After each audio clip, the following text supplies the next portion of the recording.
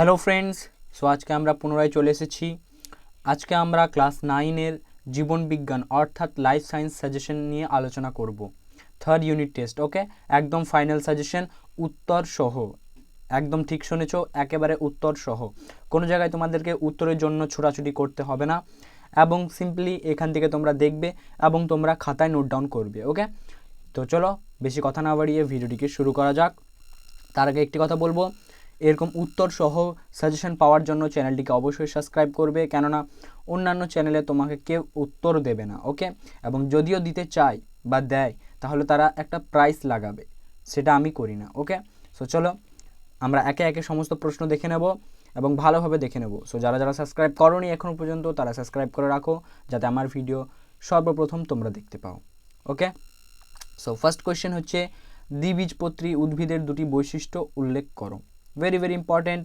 So তোমরা উত্তরগুলি দেখে নাও, আমি উত্তর বলবো না, জাস্ট আমি কোয়েশ্চেনগুলি বলবো, উত্তরগুলি তোমরা নোট করে নেবে। ওকে, তারপর 2 নম্বর, ব্যক্তবীজী উদ্ভিদের দুটি বৈশিষ্ট্য উল্লেখ করো। তারপর 3 নম্বর, নালিকাতন্ত্র ও জল সংবহন তন্ত্র কোন পর্বের প্রাণীদের বৈশিষ্ট্য। ওকে, তারপর 4 নম্বর, ব্রায়োফাইটার দুটি বৈশিষ্ট্য উল্লেখ করো। ওকে, তারপর 5 নম্বর, করডাটা পর্বের দুটি বৈশিষ্ট্য উল্লেখ করো। যতগুলি কোয়েশ্চেন আমি তোমাদেরকে দিচ্ছি, এগুলি সমস্ত কোয়েশ্চেনগুলিকে তোমরা ভালোভাবে দেখবে এবং উত্তরগুলিকে বারবার প্র্যাকটিস করবে, তোমরা পড়বে এবং খাতায় লিখবে। ওকে, কারণ এখানে কিছুটা প্রশ্ন তোমাদের বেশি মনে হতে পারে, কেননা অনেক স্কুলে অনেক অনেক ধরনের প্রশ্ন বানানো যাবে। এটা তো মাধ্যমিক নয় যে হ্যাঁ বোর্ডের কোয়েশ্চেন একই হবে, এটা সম্পূর্ণরূপে আলাদা হবে। ওকে, সো তাই তোমরা ভালোভাবে প্র্যাকটিস করবে। তারপর 6 নম্বর, দ্বিপদ নামকরণ কাকে বলে, এটা খুবই গুরুত্বপূর্ণ। ওকে, তারপর 7 নম্বর, প্রোটিস্টার 3টি বৈশিষ্ট্য লেখো। তারপর 8 নম্বর, একাইনোডার্মাটা পর্বের 3টি বৈশিষ্ট্য লেখো। তারপর 9 নম্বর, জাইলেম কলার উপাদানগুলি কি কি। তারপর 10 নম্বর, ফ্লোয়েম কলার উপাদানগুলি লেখো। তারপর 11 নম্বর, আবরণী কলা কোথায় থাকে। তারপর 12 নম্বর, প্যারেনকাইমা কলার ও কোলেনকাইমা কলার বৈশিষ্ট্য লেখো। তারপর 13 নম্বর, পেশি কলার দুটি কাজ লেখো। তারপর 14 নম্বর, স্নায়ু কলার বৈশিষ্ট্যগুলি লেখো। তারপর 15 নম্বর, স্থায়ী কলার বৈশিষ্ট্য ও কাজগুলি লেখো। সো এতদূর পর্যন্ত যারা যারা ভিডিওটি দেখেছো তাদেরকে আমি বলে রাখি, আমি তোমাদের ক্লাসের অর্থাৎ ক্লাস 9-এর বিভিন্ন সাবজেক্টের সাজেশনে আমি বানিয়ে রেখেছি আমার চ্যানেলে। তোমরা প্লিজ পেজে ক্লিক করে সমস্ত ভিডিওগুলি দেখে নাও। ওকে, যাতে তোমাদের উপকার হয়, এবং আমি উত্তর সহ দিয়ে রেখেছি, একদম চিন্তা করার কোনো প্রয়োজন নেই। তোমরা দেখতে পারবে যে কোনো ইউটিউব চ্যানেলে তোমাকে উত্তর দেবে না, আমি তোমাদেরকে উত্তর দিয়েছি। ওকে, তাই তোমরা একবার গিয়ে চেক করে নাও। যদি ভালো লাগে তাহলে অবশ্যই সাবস্ক্রাইব করবে এবং একটা লাইক করে যাবে। তারপর 16 নম্বর, যোগ কলার বৈশিষ্ট্যগুলি উল্লেখ করো। তারপর 17, ত্বকের দুটি কাজ উল্লেখ করো। Very very important. তারপর 18, অগ্নাশয় কোথায় থাকে, এটাও খুবই গুরুত্বপূর্ণ। তোমাদেরকে বলে রাখি, তোমাদের কোয়েশ্চেনের ধরনটা হবে 2+1, তারপরে হবে 2+3 দিয়ে 5, ওরকমভাবে তোমাদের কোয়েশ্চেনের ধরন হবে। ওকে, তারপর 19, মস্তিষ্কের দুটি কাজ উল্লেখ করো। তারপর 20, উদ্ভিদের ক্ষেত্রে জলের দুটি প্রয়োজনীয়তা উল্লেখ করো। তারপর 21, ফটোলাইসিস কাকে বলে। তারপর 22, সালোক সংশ্লেষের প্রধান উপাদানগুলি কি কি। তারপর 23, অঙ্গার আত্তীকরণ কাকে বলে, খুবই গুরুত্বপূর্ণ। তারপর 24, অভিস্রবণ কাকে বলে। তারপর 25, আলোক বিক্রিয়ায় শেষ পদার্থগুলি কি কি, খুবই গুরুত্বপূর্ণ। তারপর 26, ব্যাপন ও অভিস্রবণের পার্থক্য লেখো। ওকে, এই দুটির মধ্যে পার্থক্য লেখো। তারপর 27, রসের উৎস স্রোত কিভাবে ঘটে। তারপর 28, সালোক সংশ্লেষের ক্লোরোফিল ও সূর্যালোকের ভূমিকা ব্যাখ্যা করো, খুবই গুরুত্বপূর্ণ। তারপর 29, গ্লাইকোলাইসিস কাকে বলে, খুবই গুরুত্বপূর্ণ, একদম ভেরি ভেরি ইম্পর্টেন্ট। ওকে, তারপর 30, শ্বসন ও দহনের মধ্যে পার্থক্য উল্লেখ করো বা পার্থক্য লেখো। এখানে শাসন হয়ে গেছে, এখানে শ্বসন হবে। Is it clear? তারপর 31, ক্রেবস চক্রকে টিসিএ চক্র বলে কেন। তারপর 32, বিএমআর এর পুরো নাম কি। ওকে, বিএমআর এর পুরো নাম হলো ব্যাসাল মেটাবলিক রেট। তারপরে একটা কোয়েশ্চেন আছে, একটি সুষম খাদ্যের উদাহরণ দাও। ওকে, এটা 2 নম্বরে 1 করে 1+1। তারপর 33, টায়ালিন উৎসেচকটি কোন জাতীয় খাদ্যের পরিপাকে সাহায্য করে, এটি কোন গ্রন্থি থেকে খরিত হয়, দেখে নাও। তারপর 34, উপচিতি ও অপচিতি বিপাকের দুটি পার্থক্য দেখাও। এখানে অনেকটা আলাদা, সিমিলারিটি আছে বাট এটা আলাদা, উপচিতি আর অপচিতি। ওকে। তারপর 35, মৃতজীবী ও মিথজীবী উদ্ভিদের দুটি পার্থক্য লেখো, এটিও খুবই গুরুত্বপূর্ণ।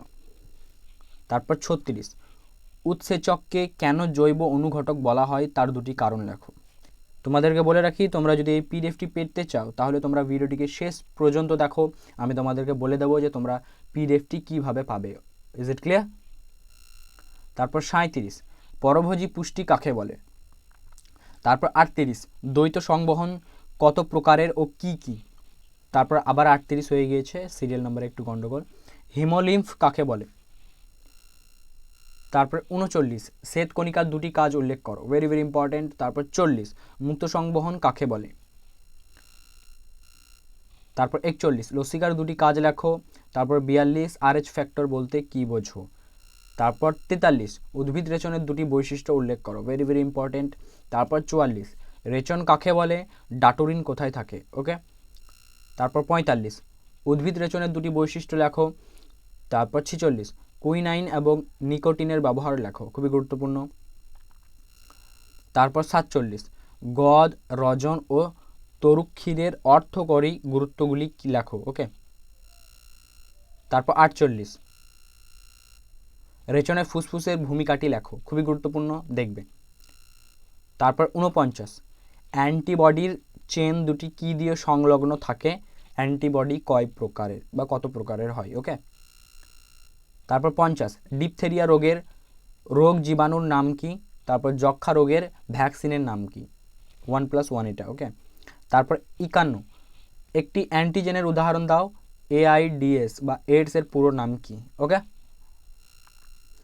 তারপর আবার 51 হয়ে গিয়েছে, একটু সিরিয়াল নম্বর গন্ডগোল। অ্যান্টিজেন কাকে বলে। তারপর 52, অ্যান্টিবডি কাকে বলে, খুবই গুরুত্বপূর্ণ। তারপর 53, টিটনেসের প্রতিকারের উপায় কি। তারপর 54, MMR এর পুরো নাম কি, ডায়রিয়ার দুটি উপসর্গ উল্লেখ করো। তারপর 55, এক্সোজেনাস ও এন্ডোজেনাস অ্যান্টিবডি কাকে বলে, খুবই গুরুত্বপূর্ণ। ওকে। তারপর 56, ন্যাটালিটি ও মর্টালিটির মধ্যে পার্থক্য, একদম খুবই গুরুত্বপূর্ণ, এই কোয়েশ্চেনটি একবার দেখে যাবেই। ওকে, অনেক স্কুলে দেওয়ার চান্স রয়েছে। তারপর 57, খাদ্য খাদক সম্পর্ক বা প্রিডেশন। ওকে, প্রিডেশন লেখো। তারপর 58, পরজীবীর বৈশিষ্ট্য লেখো, খুবই গুরুত্বপূর্ণ।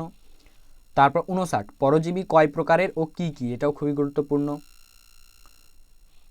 তারপর ফুড চেন বা খাদ্য শৃঙ্খলের গঠন, ফর্মেশন অফ ফুড চেন, এটি 5 মানেরই আসবে, তোমরা দেখবে। ওকে, তোমাদের বইয়ে অবশ্যই থাকবে, তার জন্য নয়, কিন্তু এটা তোমরা লিখে নেবে কারণ এটা খুবই সহজভাবে বানানো রয়েছে এবং ছোট। ওকে।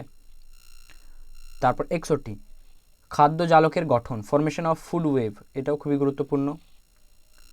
তারপর 62, বনজ সম্পদের ব্যবহার, ইউজ অফ ফরেস্ট রিসোর্সেস। ওকে।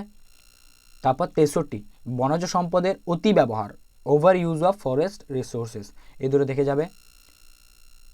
তারপর 64, বন ধ্বংসের কারণ ও ফলাফল, ডিফরেস্টেশন অ্যান্ড কনসিকিউশনস। ওকে। তারপর 65, বৃষ্টির জল সংরক্ষণের উপায়।